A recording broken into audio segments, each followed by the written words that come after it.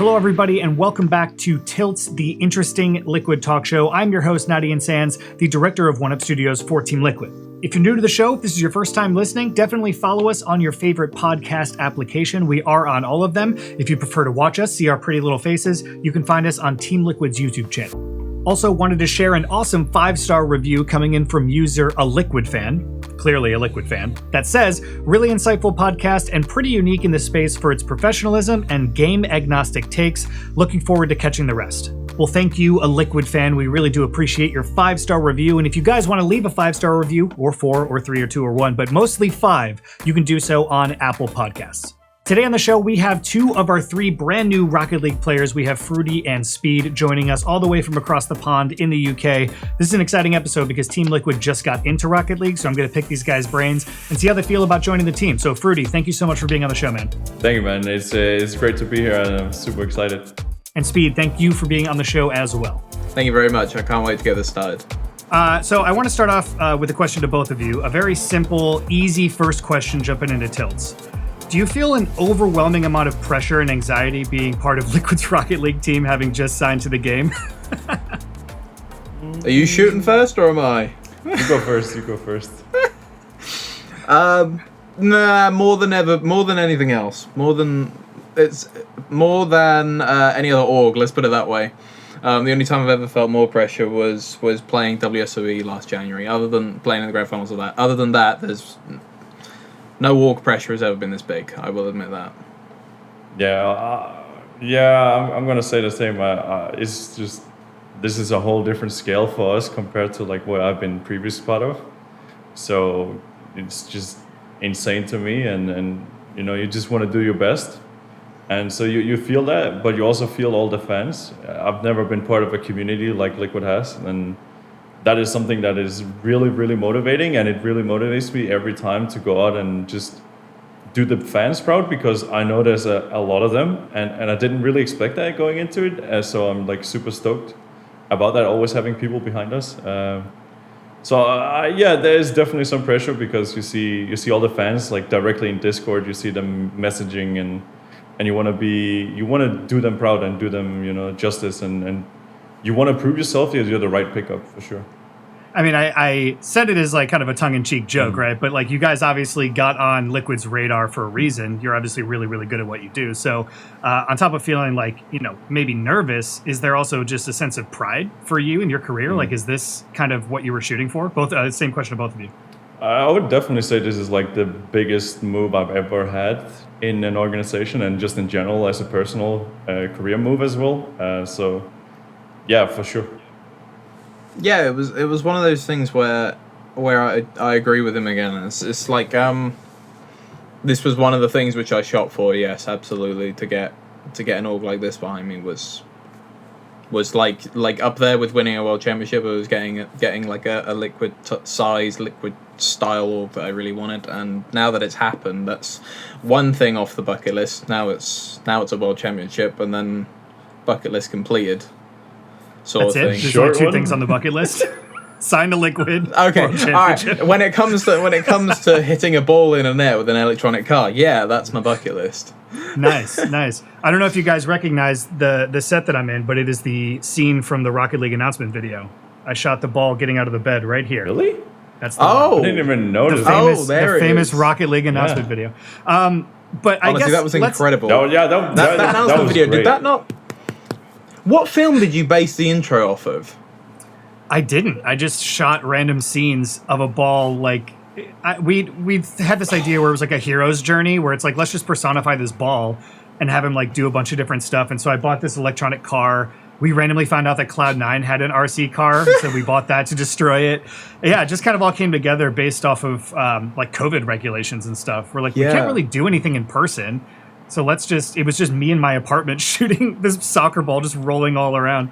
It was fun. That was a fun one. I thought it came together well. But this isn't about me. This is about you. Stop trying to make it about me. I want to talk about just, I guess, in general, how both of you kind of entered Rocket League and why that was the game that you decided to spend all your time doing. What about Rocket League kind of drew you to it? I actually think like both of us have like the same kind of story, because we made it together. No, I would say like Me and Speed have Pretty played much, together before, like in 2018, I think it was. Yeah, we were on the team called. It was mid 2018. We were in the team called the Bricks at the time, and we were just 6-man warriors at that moment, and we were just playing the leaderboards and like weekly tournaments and just playing everything we could, and we started getting results together, and then we started getting noticed, and we started getting really good results, and then the like interest from other teams peaked because of a new season, and then from there our careers took off pretty much. Yeah, and you left me. Yeah, sorry, but now I'm back. Well, now you're together again. It's like you full circle. It's a full circle situation. But out of all the games out there, I guess what drew you as competitors to car soccer essentially? Like what about the game were you like, I can't stop playing this, right? Like people have their addictions with games, but what was addicting about Rocket League for you? The infinite skill ceiling. Yeah. The infinite skill ceiling, the feeling that even now, 5 years in, people are still getting better and better and better, and there is no, like, I think the best way that you can characterize it is like you can cheat in CS, you can get an aimbot in CS, you can get scripting in League of Legends, you can get a lot of bots. This game has such an infinite skill ceiling that the players are higher than the bots. Like if you put any of us against the best bot that anyone could create right now, we'd still womp them. Like it's the infinite capabilities to Rocket League that I guess drew me to it, and the fact that I was naturally very good as soon as I picked it up. That definitely helped. Did you play like FIFA or anything before that? Like yes. What? Oh, you did. Was that your entry into this kind of game? Was FIFA? I've broken TVs and everything off of FIFA. I played a lot of FIFA. No, that's an avenue. Yeah, I haven't been very competitive all my life, but I guess no, I never. FIFA didn't get me into Rocket League. My school friends got me into Rocket League, who I so happened to play FIFA with. It wasn't the football aspect that got me into Rocket League. It was the fact that I played it for 3 weeks and they'd played it for 2 months, and within those 3 weeks I was better than them, and I've always had an obsession with being better than people at like video games. So I then got addicted and kept playing it and kept playing it and kept playing it, sort of thing. Interesting. But yeah. What about you, Fruity? What was your entry into like? What did you play before Rocket League? Oh, I used to play Counter-Strike as every other Dane, and then I moved on to League of Legends, which I got quite good at. I almost went pro in League of Legends. Really? I actually got to the highest level. We qualified for the qualification in Poland for the first split of the championship series, but we were too young, and we said, okay, let's just try, like you never know if you're going to make it. But we knew going into it that we might actually not be able to play, but we just qualified anyway, so it was like, it was a missed opportunity, right? But some of my teammates back in the days, they actually went on to the World Championship. I don't know if you remember season 3, what were they called? Lemon Dogs? I think it was Source Zero I used to play with, Mr. Rales. I think he played on TSM in NA for some time. But yeah, I used to play League of Legends at a high level. I signed my first contract when I was 15 in League of Legends. So League of Legends crazy. Taught me a lot of competitiveness, which is then something that I saw in Rocket League that I really enjoyed. The grind, like you want to become the best and you want to get at the top level. That is something I've always really, really loved about any game I picked up. It could be Counter-Strike, it could be League of Legends, it could be Rocket League.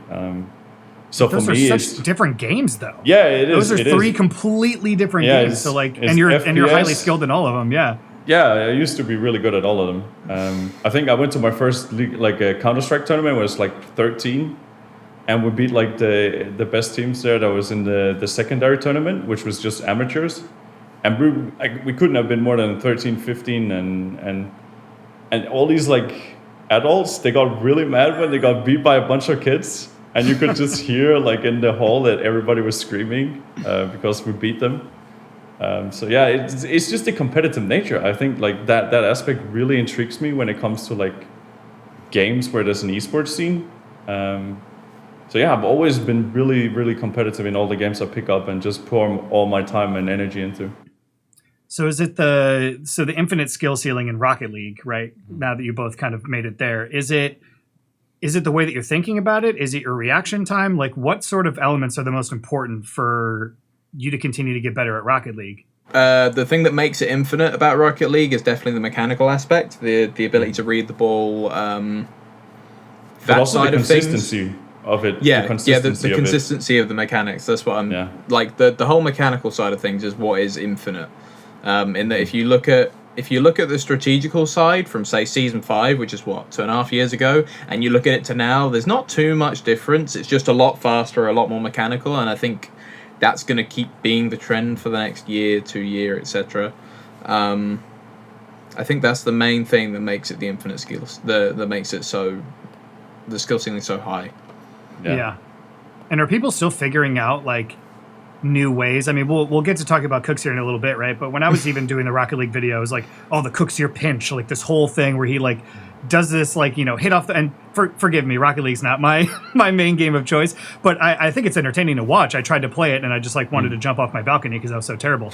But are people still figuring out like new ways to not cheat the game, but just like figure out these new mechanics that like surprise you guys? And are you guys working on something similar like that as well? Kuxir, literally 2 days ago, it was just after you'd gone off for food or something. I was messing around in free play, and Cooks tells me some mechanic, and he goes, "Have you ever tried that before? Because I discovered this a couple of months ago, and I've kept it hidden. And for reasons that it's actually really useful, and I'm not going to tell anyone about it. I don't want to say exactly what it was, but I tried it out, and it works so well. And I was like, oh my god, this is something that I've never even thought about before."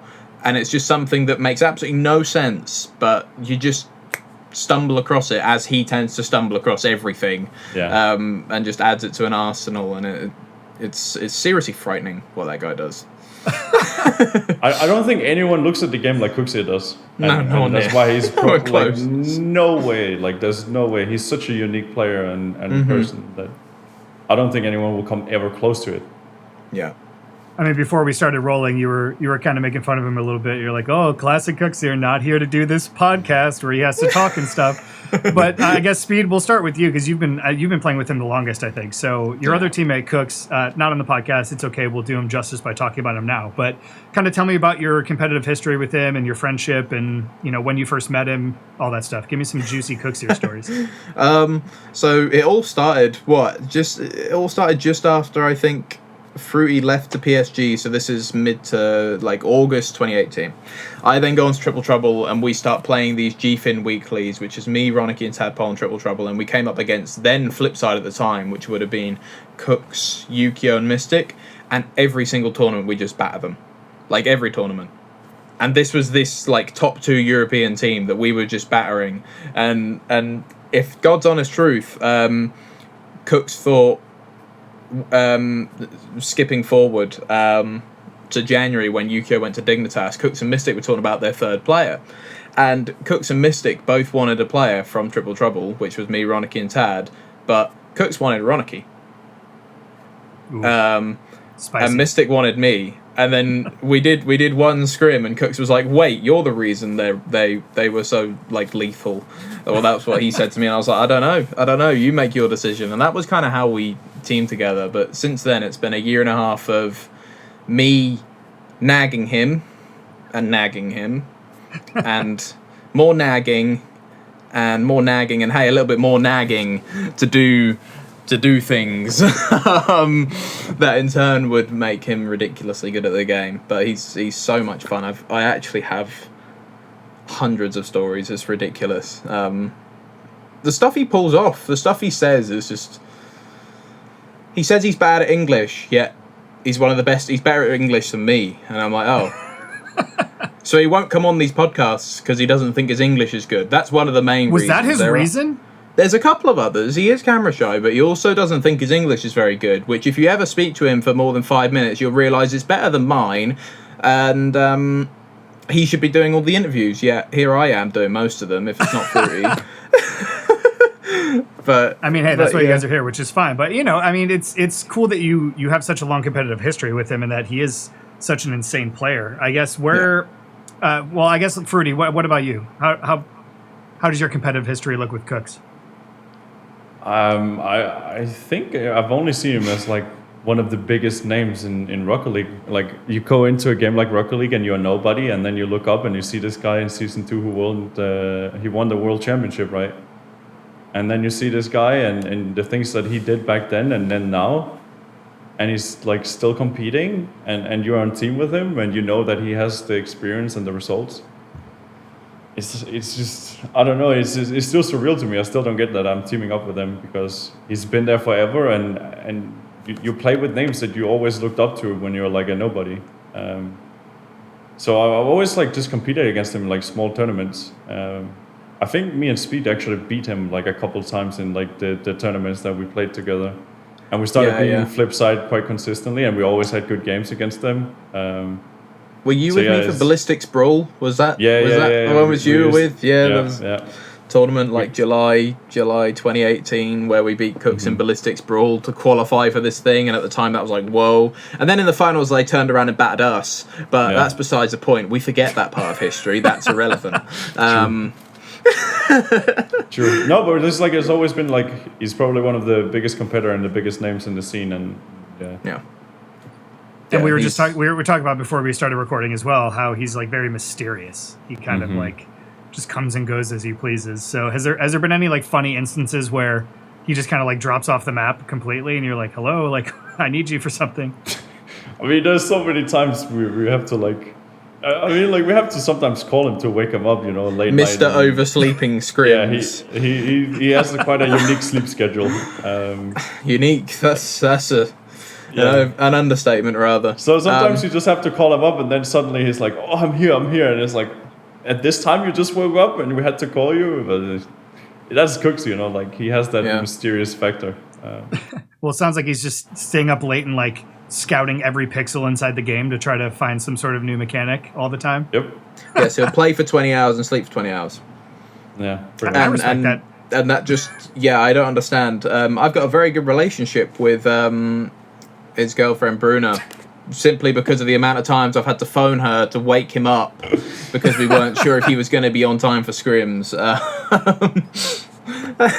He's got a lot better over the years. He's now a lot better, but once upon a time, a year and a half ago, this was a bi-weekly occurrence.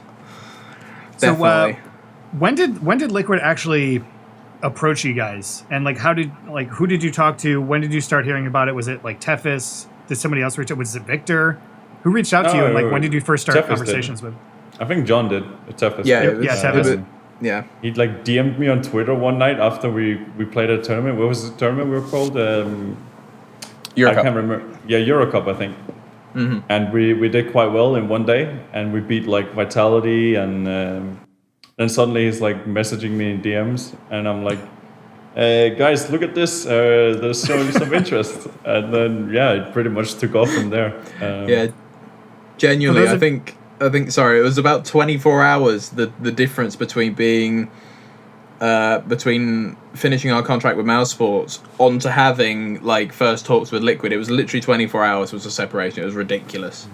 And I remember talking to him about that too. And for those of you listening or watching that don't know John Lewis or Tefis, he's our head of athletics, and he always has to be very, very careful. If he follows one person on Twitter, he even told me, especially in the Rocket League community, if he would have followed you guys. Yes. Then like everybody would have done like super crazy detective nonsense, and then it just would have been leaked instantly, right? So he always has a really hard time doing these negotiations or like conversations with players, because if he follows anybody, it's just instant leaks. Or especially in Rocket League as well, like there's a dedicated like Twitter account where if any pro plays with another team, they know it before we know it. They're pretty much like detectives, and there's multiple like I think there's 10 people doing it all the time, and Reddit is always searching. I didn't know it was that serious. There's 10 Sherlock Holmes. Yeah, it is. Like when I was shooting the Rocket League video, I made sure not to wear like a Liquid t-shirt while I was out shooting with a soccer ball in a car, because like I didn't want anybody to see me and then just be like, Liquid's gonna go to Rocket League. But it's crazy that these people are just like super detectives. I mean, they're super, super invested into the scene, and that's one thing about Rocket League, that everybody is like super invested. I think that's what makes Rocket League quite unique in the community aspect. Everybody's super passionate, and seeing all the fans at the events is something that you really miss. But you guys kept it a secret for quite a long time. Was that like excruciatingly difficult for you? Nope. No. Nope. It's just everyone else is ridiculously bad at it. Everybody just talks to their friends, and then their friends talk to their friends, and then it starts rolling. But no, I really enjoyed it, keeping it secret. Yeah. Everyone's Sherlock Holmes. All of the Shift RL Esports people are all in some way connected to pro players or friends of pro players. So if you tell anyone in Rocket League, it will just go out. There's no doubt. So it wasn't particularly hard as soon as you realised, hey, I'm just not allowed to say anything to anyone in Rocket League about it. Like, I told 3 people, and none of them were anything to do with Rocket League. It was my mum, it was my best friend from real life, and it was someone else that I played online with, but who never played Rocket League. Yeah. And that was it. Well, that's good. Yeah. What about your parents? Both? Did they know who Team Liquid was? Did you have to explain it to them? All that stuff? Nope. Nope. My mum instantly turned around and was like, "Oh my god, really?" she's grossly invested in it. My whole family are. They're really invested in it. So as soon as we turned around and went, "Hey, Team Liquid have shown real interest," my mum was like flying around the room. That's awesome. I think she was probably half of your clicks on YouTube, not on YouTube, on the Team Liquid website would have been her for that night. She'd come in every 15 minutes, go, "Have you seen their apparel? Have you seen this? Have you seen that? Oh my god, they're so good." She'd come flying in saying so many things. I'm like, yeah, I know.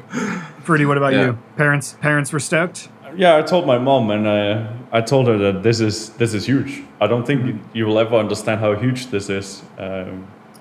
And I still, even when the video went live, I still think she didn't realize it.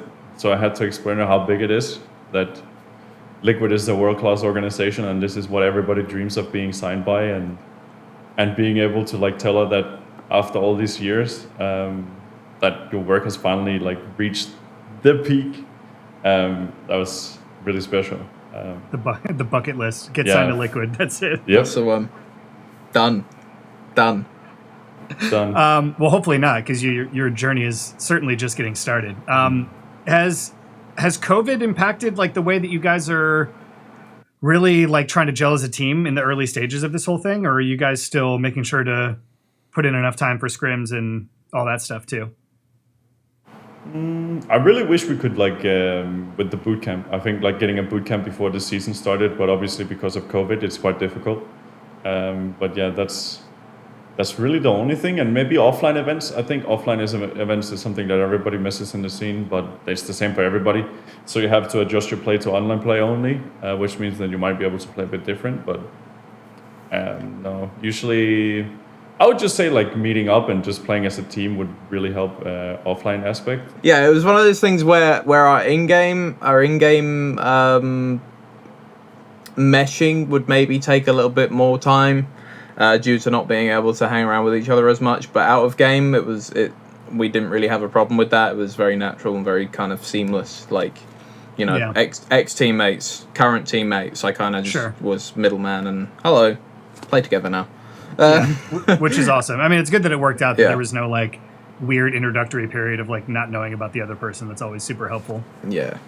Do you guys think that Europe is like the dominant region in Rocket League, or is there a dominant region in Rocket League outside of Europe? What are your thoughts?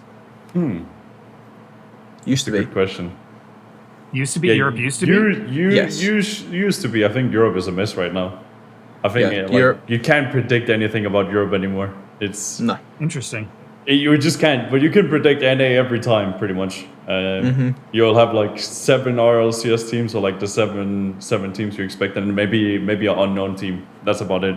But in Europe, you can have like 4 RLCS teams that you expect to be doing well, and then you have 4 new teams. You're like, where did these guys come from? So it's so unpredictable in Europe, and it's a really, really difficult region to predict. And yeah, it's also really fun to play, I think, because it keeps you at the top of your game, pretty much. Yeah. Yeah. So you think that NA is the dominant region? I would say so, yeah. I would say so at the moment. Conflicting opinions. Yeah, I think so at the moment. But I think NA is more mechanical than Europe. I think they focus heavily towards mechanic, while sometimes Europe is more about efficiency and more like, direct. And they just go and then just like play the game. And you can still win by that. Like, that's the thing about Rocket League. Like, there's no perfect way to play this game yet, and I don't think there ever will be. So it's just who shows up on the day as well. That's the thing about Rocket League. Like, you can be the best team in one day and then win everything, and then the next day you're something else. I think the thing about Europe versus North America is that I feel like North America's skill gap between the top RLCS team and the bubble team that just qualified for RLCS X coming 32nd seed is a bigger difference than what it is in Europe, which is why there are far more upsets in Europe. Partially because North America is a lot more mechanics based, so essentially those who have the better mechanics just kind of win outright, because in North America everyone has the shared goal of, hey, I want to do 8 flip resets and I want to be fast and mechanical, etc. Whereas in Europe there's a bit of a recognition of, hey, this team is more mechanical than us, we can still upset them by doing this, and that's why more upsets happen. So in North America, the best team right now, NRG, like 3 most mechanical players, absolutely, in terms of pace, raw mechanics, etc. Whereas in Europe, like, you would say Vitality's the best team, yet BDS wins it, and Top Blokes come second, who you wouldn't even expect to be top 6, like, before going into that tournament. It's a very volatile region in comparison to North America. That I do agree with for Eon. Were you guys worried at all, like, towards the end? Well, what happened? So Rocket League introduced a new tournament format, like a new esports format and all this stuff, but then you have teams like Cloud9 leaving the esport. Were you guys worried at all about Cloud9 exiting and, like, the health of the league, or did you think it was going to get better? I think everybody was a bit worried when you saw that the rumors that Cloud9 were leaving, because you're always losing one of the big orgs, and that's never a good sign for other orgs to get into the scene if one is leaving. But I think C9 different, like the situation they had was a bit different. And I think it also opened up an opportunity for another org to take their spot in that regard. Like, for example, with Liquid coming in, it's a perfect time for them to get in when another one is leaving, because all the attention will be on them instead. So I think it's actually beneficial for the like whole, what should you say, like esports in general, that it just still shows that other huge organizations have interest, and it keeps other organizations a watch eye on Rocket League, which I think is good for everybody involved in the scene. So in that regard, I think that's actually quite well. So yeah, I was definitely initially scared. Like, on face value, when Cloud9 announced their departure, I was scared. I was like, oh, this is not a good sign. But then when you kind of remove the emotion from it and you realize that, hey, this then opens up doors for other orgs, and mixed with Psyonix's then talking to us about the things and their plans, it kind of then soothed the panic, where, you know, on face value, hey, Cloud9's leaving, and especially from a normal viewer's perspective who doesn't have Psyonix inside information, you would panic. But then Psyonix comes to us and goes, hey, we've got this in the plans, and talks to us about RLCSX while it's confidential, and then we all of a sudden go, oh, okay, crisis averted, back to normal, we're scrimming tonight. Like, yeah. That's pretty awesome. I mean, so Psyonix is, like, heavily involved with the players specifically, right? Like, way more over orgs. So do you guys like that better, that they can come directly to you, or is it like a weird thing for an org, right? Because it's like kind of the same in Fortnite, and now Epic Games owns Psyonix, right? So it's they're just prioritizing players. So do you find it weird that, like, you're even on an organization when the game developer, like, prefers to just go directly to the players, or how do you feel about that whole thing? Ideally, I'd rather Psyonix went to everyone, but I don't see what if they went to. What I don't understand is if they went to orgs and not players, that just adds an extra path. Whereas if they went to both at the same time, you'd have everyone in the loop with transparency at exactly the same time, which I hope Psyonix does in the future. But at least their path with going to players first means that if the players are tuned in, it then gets to orgs faster, if that makes sense, as opposed to going to the Team Liquid email and then have some representative of Team Liquid looking at the email and then passing it on, and then the next day it comes to us, as opposed to, hey, Psyonix, Shice just sent me a DM going, would you like to look at this for RLCSX, please, and pass it on, and then I go, hey guys, look at that, finished. It's a quicker process that way, I think, in my opinion. No, I also think it's important that I think a lot of companies, they leave the players out of it. I also think it's quite unique that they're actually allowing the players to have this amount of influence. It's dangerous, but it's also very rewarding as a player, that you feel that your opinion actually matters and they're listening to what you have to say. Because sometimes as a competitor, you can just play the game and then you talk to the developer and then you'll be like, yeah, that's noted. We'll remember this, and then nothing will happen, right? But here you actually feel like what you're saying, somebody is valued at, and they will actually go up the chain, and it might change for the better. Which was also, which I really enjoy, that this league this format we have now is heavily player, focused in a regard that the players have voiced their opinions about the last system that was in place with the league play. That now we have an open circuit that everybody wanted what's best for everybody, and the players really like. I think I've not heard anyone say that they dislike it yet. No, I think there's still room for improvements, but there's nobody that dislikes it because it's a new format, right? You can always work on it, and I think it's a really good fundamental base that we have now for the scene, and it's really rewarding seeing that everybody else and all the viewers are enjoying it too. So from a player perspective, for those people that are listening or watching that don't know about the new format, explain it from a player perspective, kind of what changed from previous to now. You'll do Speed? Yeah, sure.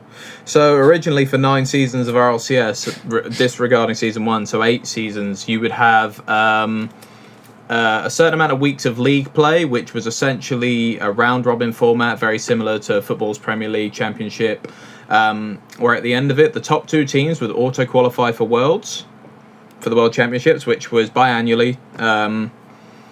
You would then have positions 3, 4, 5, and 6, who would battle it off in a one-day regional format, which would be double elimination, 4 teams, meaning 2 teams would progress to the World Championships to join the 2 already qualified, and the other 2 would just maintain their spot.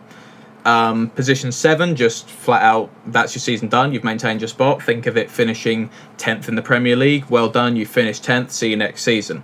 8th and 9th would have a relegation tournament from 2nd and 3rd from the league below, so think Premier League Championship. And then last place and first place from the respected leagues would swap. So if you came stone dead last in the RLCS, that was it, see you later. And if you came first in the RLRS, hello and welcome. Which was good at the time, but what it didn't encourage was roster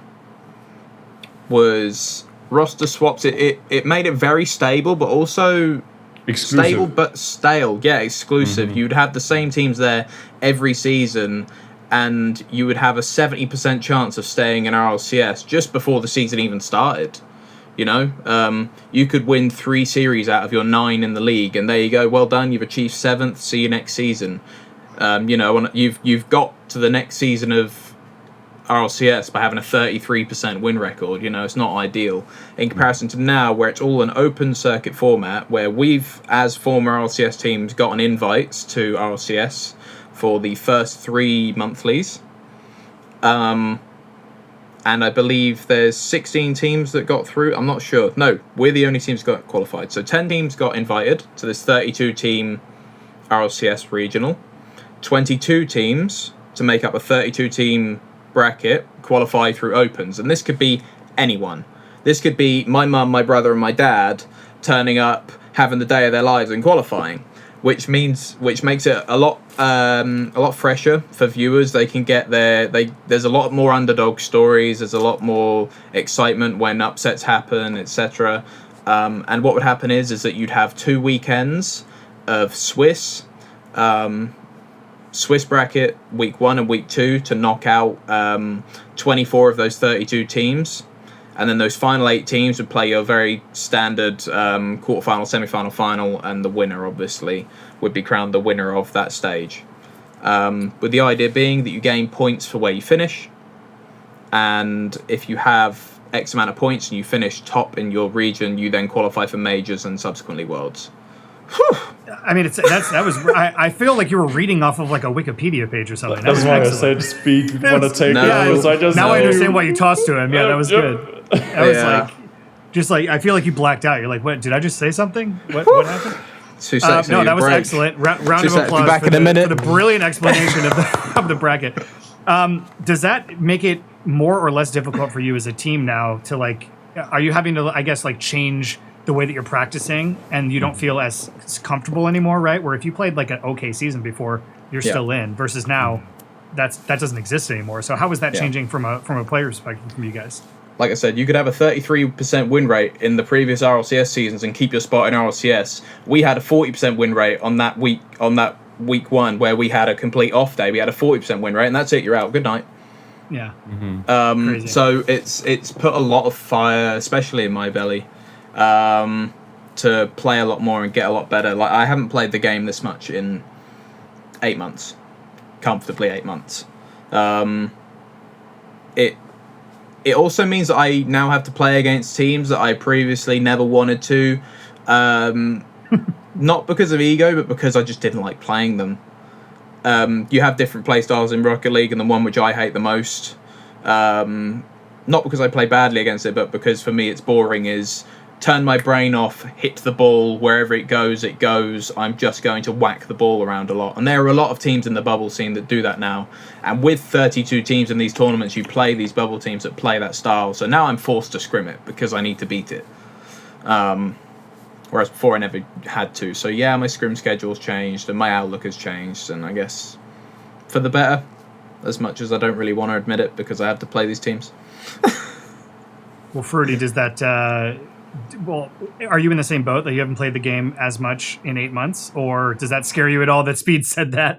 No, it doesn't really scare me because Rocket League is a weird game because some players, they actually thrive on quite a few, like, not playing the game as much. Because this game is like very placebo based, so like some players, they'll actually get a placebo of playing too much, and then they'll get into bad habits, right?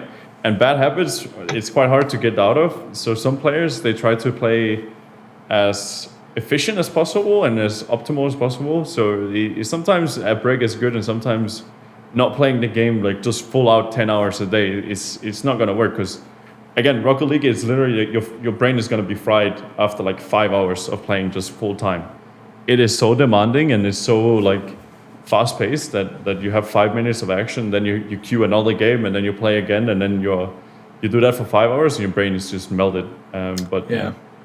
I guess the difference between Rocket League scrims and any other like League of Legends scrims, you probably have more, well, you definitely have more experience in this than me, but whenever I play a League of Legends ranked game, I can AFK in the lane if I'm playing top lane because it's an island and I only have to check if someone's in the jungle, if someone's in the river for a good 15 minutes, whereas in Rocket League, if I turn my brain off for 3 seconds, we've conceded and we're on the kickoff again.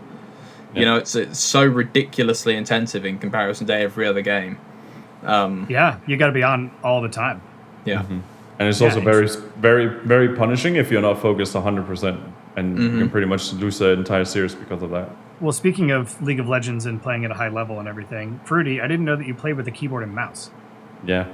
That's great. What, like, is that, are you like one of the only ones that does that? I think there's more coming into the scene, but yeah, we're quite a few. I think we're a couple, maybe a handful in the scene in general. I think we're like 3 or 4 in Europe, and then a couple in the Oceanic region, and that's about it. We're not a lot of us. But did you start playing on a controller and then transition over, or did you come in? I just played because I didn't have a controller at the moment. At that time, I didn't have a controller, so I just kept playing. And then I think I must have played like a year, and then I thought to myself, maybe I should switch over to a controller. But then I started getting results. Like, I started getting better. I started winning tournaments. And then I thought to myself, should probably not do that when I'm at this level now. So I just kept with it and got better and better and better, and now we're here. That's so interesting. Was Rocket League ever played on console to begin with? Yeah, it was a console-only game at the start. I think it was only PlayStation, right? When it was free, that was the major one. Free to play. That was what got me into it. My mates were like, "You should get Rocket League." I was like, "Nah, I don't want to." Then they went, "It's free," and I was like, "Ooh." Yeah. So originally it was played on. I mean, that's one of those things where you see it in Fortnite too, and I don't really pay attention to Fortnite esports too much, but every time I go on Twitter, there's people arguing about controller players versus keyboard and mouse players. So since there's very few of you in Rocket League, do you get like shit from the rest of the community for playing on a keyboard and mouse? Do they think it has competitive advantage or disadvantage or anything? No, I've never had anyone give me shit for playing keyboard. I think people just respect it. Good on the Rocket League community. Thank you guys. Yeah, it's actually quite. Let people do what they want, for the love of God. I think it's quite unique in that sense that there's 2 sorts of inputs and it's both competitive, because there's there's certain advantages and disadvantages with both, I think. So it's just whatever fits your playstyle the best. I think you have to realize what works the best with your inputs. So it's really unique, and I think it's quite fun to see the difference. Some of the most mechanical players, like keyboard, like we have in Rocket League, we have freestylers who they just do only mechanical stuff, and they're some of the most consistent at it, and they do the craziest stuff ever. And controller players are sitting there like, how do they do that, right? So it's like there's always the flip reset. Yeah. No, it's like it's quite unique in that regard. I think I don't think another game has it. Like I can't imagine. Maybe only Fortnite, but there's actually an advantage with Fortnite, right? With the controller, they have aim assist. Aim assist, yeah. Yeah. But this doesn't give you any like competitive advantage in a sense where you can't like, set hotkeys to do something that would otherwise be complicated on a controller or anything like that. No, there's no real advantage. So Speed, you played League of Legends too. It sounds like. So you never considered playing mouse and keyboard, or have you tried? No. I have once. I was horrendous. I came from console. Right. So I played my entire time. Yeah. So it was like I played League of Legends on a laptop with an Intel Celeron in back in 2012, 2013. So that explains my level of PC gaming, that running League of Legends, lowest settings, 10 FPS, that went down to 3 in a team fight. That was all my experience with the keyboard. I was much more suited to the controller, and obviously when I switched to PC, and I was like, yeah, just plug the controller in. It was never really a second thought. Since then, I've played a lot more with a keyboard since I got a PC. But back then, when I first switched, I was like, no, this would take me so many hours, and that's just not worth it. It's interesting to hear that the community doesn't really give players shit for playing keyboard and mouse versus controller, because I think from the outside, the Rocket League scene seems slightly toxic or like emotionally just charged to all hell, where I feel the opposite about Fortnite. You see the game, you're like, it's cartoony. All these little kids love it. And they're like the most toxic group of people on the internet. So do you guys feel like the scene is toxic at all, or just like very emotional, or is it different at like pro level? It's different at pro level for sure. Yeah. Pros, there's very little toxicity. I think people are too scared to speak up. Most people just keep it respected, and then they don't talk about it. But I think when you go down the lower ranks, you're gonna start seeing it. I've seen some games in other ranks down below, and it's definitely something else down there than I'm used to at the top. People get quite mad quite fast, and I think it's like that in almost every game, right? But the thing is, with Rocket League, the only good thing about Rocket League, I keep saying this to, like I usually stream, and I keep saying to people that Rocket League is 5 minutes, right? It's not like a League of Legends game where you play for 45 minutes to an hour, and then one guy just suddenly goes AFK and he's like, I have to go to bed, or like I have to shut down, right?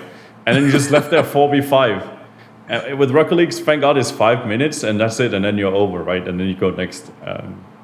That's the only good thing, and recently Psyonix have started to really, really be harsh with their punishments. Mm-hmm. Like if you say one bad word, you might actually get a 3-day ban. And then you're gone, and then people really got caught off guard by that. I think they did a couple months back, and then people were quite mad about it. But I think that's good. Mr. Outspoken Speed over here. I see him. He's like, I can't be toxic anymore. I can't tell all these kids that they're shit. What am I gonna do? No, it's different. It's different. I'm not toxic. I'm just honest. That sounds really bad. That sounds horrendous. Oh wait, let me put on my psychology hat right now. What's the difference between toxic and honest? If they're trash and they deserve it, it's honest. No. It's not like that. No, I've actually never been toxic like to someone. Like I'll call someone trash on my stream, but it's because they can't hear it. I've never been toxic over text chat or anything like that. So you're toxic behind people's backs, which is where you should be toxic. Yeah. No, it's one of those things where when I was younger, it's one of the things I wish I could get rid of. When I was like 16, 15, I was really toxic. Whereas now it's just kind of one of those things where I don't see the point. Like the go-to is to be sarcastic over team chat if someone's having a problem with you. Because normally they start it with you. Like someone will say, why you're so washed. And then they'll miss a ball 5 seconds later. And the go-to for me is to turn around and go, wow, it was a really good hit, man. Really good. Good shot. Good shot. There's nothing better than there's two schools to teaching toxic kids, in my opinion. And the first one is to be sarcastic as hell, and the other one is to just say, "You're so right, man. I'm so washed." Both of them just completely disarm. It's so fun. It's so fun to watch someone try and be toxic to you and have you turn around and go, "You know what, man? You're so right. I am so bad at this game." Well, there's two things I want to talk about based on what you just said. Number one, we'll touch on very quickly. You said, when I was younger, about 15 or 16, and you're 19 now? So how can you possibly say when I was younger? That was like a couple years ago. Have you? All right, has your emotional maturity? Has your emotional maturity just been on like the huge uphill in the last couple of years? I mean, that is a serious question, right? Because I mean, even I remember when I was 16, I thought I was like mature, and then getting to like upwards near 20, you're like, wow, like what a crazy difference. And then from 20 to 25, you're like, wow, what a crazy difference, right? So no, I think as far as yeah. Sorry, I was just going to say the only difference is that I don't say it. I still have the same thoughts, but I'd say that's good. Self-control, yeah, like that's good. Like I said, I don't know if I said I broke TVs with FIFA, and I was so toxic. This was back when I was like 12, 13. Because I was behind a screen, and that was still a thing when I was 15, 16. And I guess when I got older, I still think people are bad. I'll still get into a ranked game and just go, oh my god, these guys are horrendous. But I just won't say it now because it achieves nothing. It's just a dickish thing to do. I guess that's what I mean when I say I wish I'd known that back then, because you don't achieve anything from it. Like, totally. When I was 15, 16, there was an element of venting, whereas now it's like, what do I actually achieve from this? Yeah. And Ferdy, you're 25, 24? 24, yeah. He's actually ancient. You are in esports. He's got one. At this stage, he's got 1 foot in the grave. Like, do you feel like your age has ever affected your ability to play competitively? Because they start to say right around now is when your hand-eye coordination starts to go, allegedly. But do you ever feel that? No, I think, like, going back to the toxicity, I think I realized that after a couple of times you get banned of League of Legends way back when you're younger. I think the longest I got banned was 2 weeks. And that really teaches you a lot of things. Yeah, 2 weeks. And that really teaches you a lot of things when you're like 14 and 15. And then you realize later on when you go to a new game, it's like, you used to be like this. There's no point being in the next game because it's just, there's no point, and you just get older, right? Like there's no good thing coming from it other than just, like Speed said, being sarcastic and having a laugh about it, and that's about it, you know. But yeah, going back to what you said earlier, being older, it's like I'm really old compared to like other people coming into Rocket League. You are ancient. Majority of people are like, some of the newest kids that are coming up are like 13, 14, and 15, and I'm like, Jesus Christ, that's so, like, I'm 10 years older than them, right? Like, it's crazy. I was playing video games when they were babies, like, you know, like it's crazy to me. Just want to let you know they were probably born in 2007, 2008. It always hits people harder when you say the year of their birth, and then you realize he was born in 96. Yeah, I was born in 89. Shut up. Oh, I'm an ancient boomer. Yeah. Holy, that makes me feel horrible. Yeah. Oh, they were born in 2007. That's when I graduated high school. All right, I want to jump back into the second thing that I wanted to talk about based on this is, before we started recording, we talked about a lot of awesome stuff. You were telling me about the days of one-man comms and being honest to your teammates' faces. So, I mean, I guess we could bring Kuxir back into the conversation now, right? Where he is kind of quiet, and sometimes you felt like you are like one-man calming. So how does the communication, like, in your eyes specifically, since you're the one doing it, how does communication like really affect the team dynamic during games? I think it's actually the most important thing in Rocket League. I personally think it's more important than apart from mechanically being able to hit the ball. That's the most important thing. You know, you can combat if you miss everything, you're crap.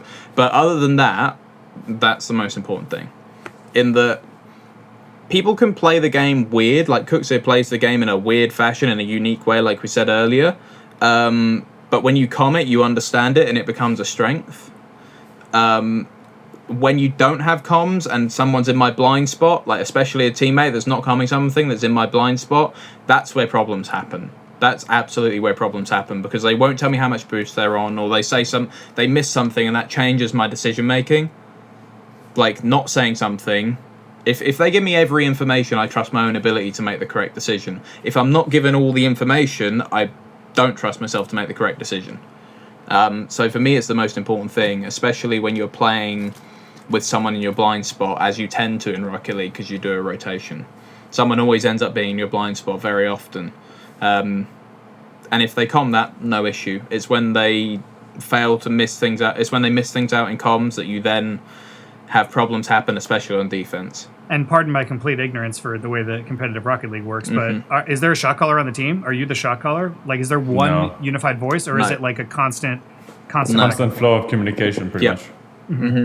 It has to be. You can't have one guy doing all the calls. That's impossible, and it will never work because Rocket League is so fast-paced and so fluid in the way that you play it that you need everybody on the team doing exactly the same. But you can have somebody who has more tendencies to call out different stuff than another guy has. That might help. You have tendencies and sort of that stuff.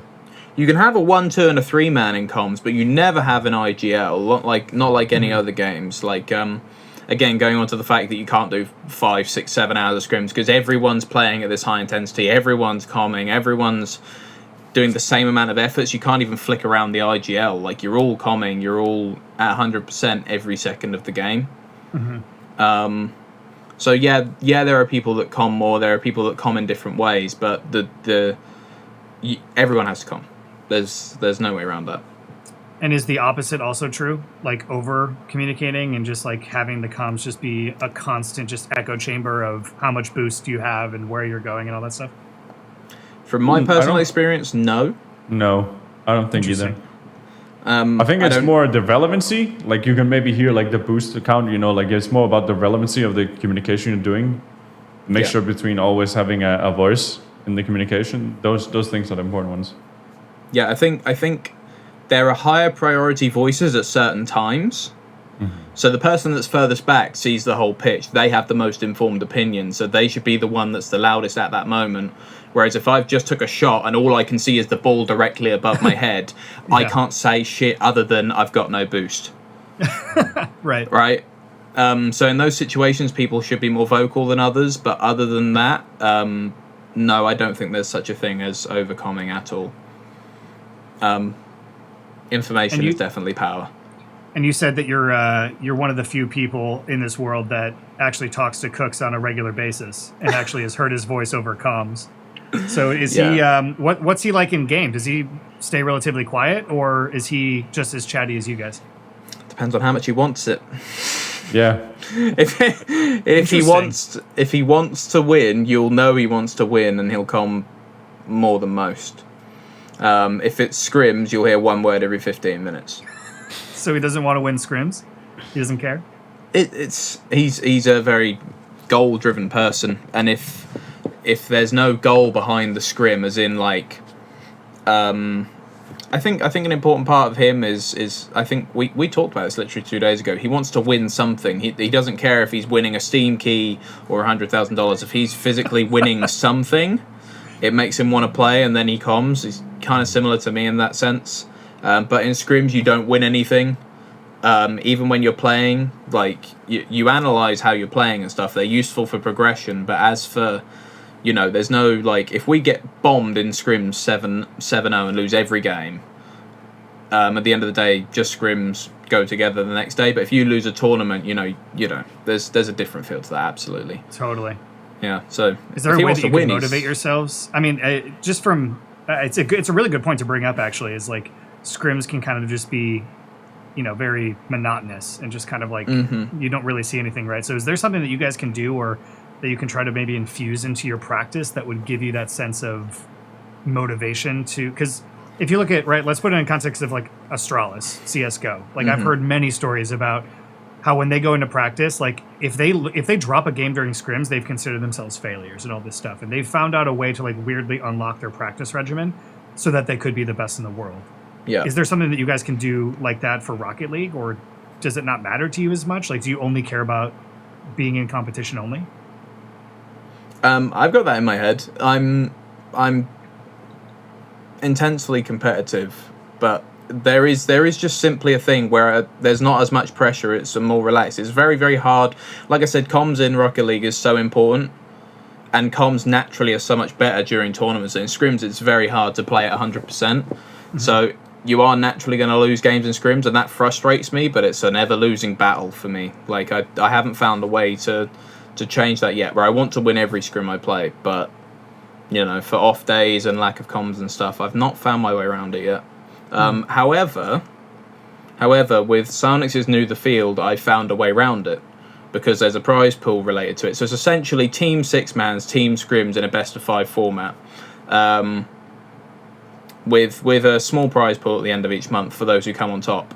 And while myself and Cooks have been notoriously very bad in scrims, we're currently 5 wins, 1 loss in the field because there's a prize pool. I think it's just something that we need to understand about ourselves, and that we need something to motivate us in order to play well. And scrims right now, or scrims for quite a while, has not done it for either of us.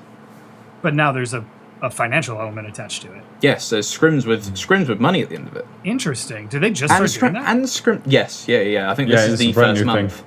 Yeah. Yeah, this is the first month. That's awesome, actually. But it's not only that. There's an arbitrary leaderboard. Yeah. Well, it's not arbitrary. If you come top of the leaderboard, you get the money. But the leaderboard is visible for everyone. So it's a pride thing where we want. Well, myself, I want to be on top of that leaderboard. Ego with a little bit of money. Yeah, I mean, so that's a motivator. That's interesting. How do you feel about that, Fru? Do you like that format? Yeah, I like it. It's something else. And I think it's really good for Speed and Kuxir to find out something else. It's less good for him. I don't mind scrims. But we've got the monopoly here. Majority rules in that situation. This is one of those things where he's 2 versus 1. But you have no motivations, or you have no motivational issues in scrims. No, I'm always try to look at scrims differently and see what we can do as a team instead of looking at the opponents, what they're doing, and instead of like just looking at the result. For me, because if you start looking at the results, I've tried too many times winning a scrim 7-0, and then the next weekend when you play a game in a tournament, you lose 0-3. And you're like, well, that was good practice. You know, we did everything right there, but when the tournament it still comes, didn't translate. Yeah, it doesn't translate that well, especially in Rocket League, how volatile it is. So in that regard, you start realizing, how do you motivate yourself playing scrims instead of? And the only thing that you can do with 100% confidence is look at yourself and your team. And you improve on yourself and what you do as a team, and use that time wisely instead of looking at the end result and the games, you know, like. So in that regard, it's I've never minded it, but like it's good that there's something else than you just. Because it can be a grind just doing scrims for like 3 years, right? Like it's the same. You've done it like 3 years now, right? And then there's a new thing called the field, and it just gives you extra motivation and something new and fresh that's really rewarding, and it gives you that bit more motivation to play the game a bit more and take it more serious and just keep the grind up pretty much. I guess this kind of launches us into a question about like, how is the team dynamic then? If Speed and Cooks are like on this, I need to win something in order to be the best, and you're like, I just want to improve ourselves. Like, do you guys ever get into fights about that kind of stuff, or is it relatively neutral? No, I think we have good discussions, and we always try to like find the positives from each view, and that's what makes us unique in that regard. Because I feel often a lot of people are afraid to voice their opinion in Rocket League because everybody's so young. And with our team and how we work is that we can voice our opinion and not feel judged or scared of people's opinion, or like. If somebody talks back, you're not scared. Like, we're very mature and we have a good relationship in that regard compared to other teams. So you're never afraid to voice your opinion, pretty much, which I quite enjoy. That just goes back to communication in general. Yeah, it's one of those things where if you disagree with someone, but at least they've told you what they think, then you can make that decision for yourself. Whereas I feel like a lot of players, especially that are younger, are apprehensive to get into arguments or say stuff, and that can like hinder teams and break them up prematurely, because you'll say something and they'll get offended, as opposed to you just going, hey, I just don't think this is how it should work. And you know, the difference between having someone that's 24 and someone that's 23 on my team, as opposed to being with 2 16-year-olds, is that I can turn around and say, hey, the comms feel like I'm in a morgue right now, which I have said True. In the last week. In a morgue. The bigger question is, how often are you going to morgues that you know that's what it sounds like inside of a morgue? weekend getaway. Like I was going to go down to the just a weekend retreat to the cemetery. Yeah. Man, we've been talking for an hour. I maybe we should wrap this up. I don't know. Is there anything else you guys want to talk about? Maybe the fact that you're like a huge Marvel fanboy and now you're on a team that is partnered with Marvel. Hey, that's already very openly aware that's definitely a selling point. With a dog that's literally called Loki, we're going to be getting a puppy soon called Thor, so they can be brothers. And with that all over, that I don't think that's you understand. Awesome. I don't think you understand. Now I do. If you're naming your dogs after Marvel characters, that's that's a pretty good one. Which Marvel character do you identify with the most? Oh, don't get me started. That's like one of those questions where you turn around and go, which Marvel character is best? Because it's just going to create arguments either internally or externally. I'm not asking for which one's best. I'm asking which one you identify with the most. Like if you got sucked into a comic book tomorrow, like which Marvel character would you be? I'll let Fruity have a guess. Ooh. That's a tough one. Beware, if you say the wrong thing, you're getting kicked. Oh boy! Stakes are high. I didn't mean for this to happen, but let's roll the dice, Fruity. Maybe Iron Man, but I'm not sure. I'll take that. I kicked. I kicked. I like to think I'm a know-it-all, so. Yep. That's pretty accurate. So you're Doctor Strange, Iron Man. Iron Man. Yeah. Nice. I don't predict the future. Good guess. Do you want to let the Liquid fans know where they can find you on the internet? When your next tournament coming up is? Any relevant information? We pretty much play every week with the grid between Thursdays and Fridays. It's pretty much the switches around, but we have our own broadcast at Team Liquid's Twitch channel. So if you want to come by and see us play, make sure to do that, and pretty much just reach us on the Liquid Discord as well. I think me and Speed are both really active within those. So if you have any questions, feel free to ask us. My Twitch is Speed_RL. I stream once a year. But Fruity's far more consistent than I am. And his streams are pretty fun sometimes. I'm not going to gas his ego too much because, that's just not fair. And also, to those of you that are listening or watching, Fruity's YouTube channel is not the Fruity if you search Fruity on YouTube. That is not me. He's going to get so offended. It is a fake Fruity. I made that mistake. I literally, as soon as we got on the call, I was like, hey, dumb question. Why do you upload only Fortnite videos? And he's like, oh, no, that's not me. That's an imposter. So, Fruity doesn't have a YouTube channel yet, but maybe he used to do crate openings.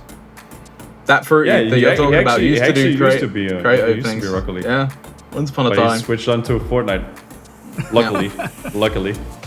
That's I don't know. I see similarities between you two. All right, really? What is it? You're both about 15. Sure. They're both guys with faces that live somewhere in Europe. You both play games. All right, well, thank you guys so much for being on Tilts. Where can people find you on the internet? What social media platforms are you most active on? Speed_RL on everything, and by everything, I literally mean Twitch and Twitter. I'm very active on Twitter. Very active on Twitter, not so active on Twitch, but extremely active on Twitter. And Discord, I'm in the Team Liquid one, and I'm decently active on Discord, but nowhere near as much as Twitter. People can find me on Twitter, and it's Fruity, and then it's L0L. You can guess where that's from. And then I stream on Twitch, which is just Fruity. Stream almost every day. And pretty much just hang around Discord all the time, usually. Easy to find. Well, if you guys want to find me, I'm at Naughty and Sans on mainly Twitter and Instagram. If you want to find Team Liquid, the organization, at Team Liquid. Of course, you can find Tilts, the interesting Liquid talk show, on all of your favorite podcast applications. If you're listening on Apple Podcasts, make sure to give us a 5-star review. If you're watching on YouTube, drop a thumbs up, leave a comment in the comment section below. Subscribe to the Team Liquid YouTube channel to get all of your Tilts and Team Liquid news. Thank you so much for watching. Again, I'm Naughty and Sans, and we'll catch you in the next one.